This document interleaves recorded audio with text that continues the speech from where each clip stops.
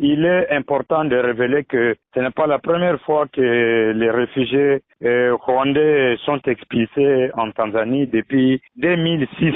Avec le président Jakaya Kikwete, il y a eu même scénario, même en 2013, beaucoup de citoyens rwandais ont été expulsés dans cette partie du pays. Et il faut aussi comprendre que la région des Grands Lacs, qui est beaucoup émaillée par des violences, le Rwanda entretenait avec l'ancien président tanzanien des relations très glacées. Et c'est la même chose actuellement. Il y a aussi certains qui sont sur le sol tanzanien d'une manière illégale. Mais il est temps de relever que le droit international n'a pas de couleur politique, parce que tous les réfugiés ou les demandeurs d'asile rwandais qui sont, que ce soit en République démocratique du Congo, au Burundi, en Tanzanie, ils ne doivent pas subir les représailles contre, parce que leur président Paul Kagame, qui est en difficulté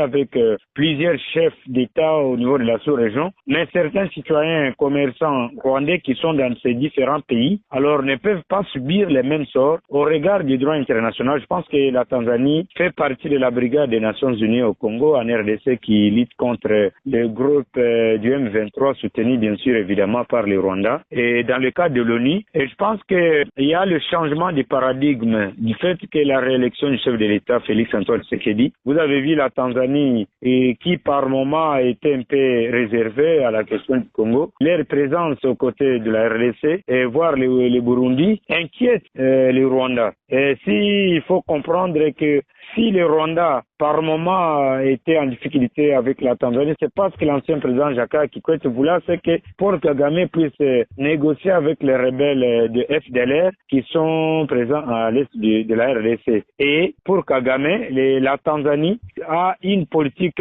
ambiguë par rapport à la question de FDLR qui divise les chefs d'État au niveau de la sous-région des Grands Lacs. Mais néanmoins, les droits internationaux humanitaires doivent être respectés, et puis la convention sur les droits des réfugiés, on doit étudier tous ces paramètres pour éviter que même les innocents ne soient pas frappés par cette décision de refoulement de ces réfugiés rwandais en Tanzanie.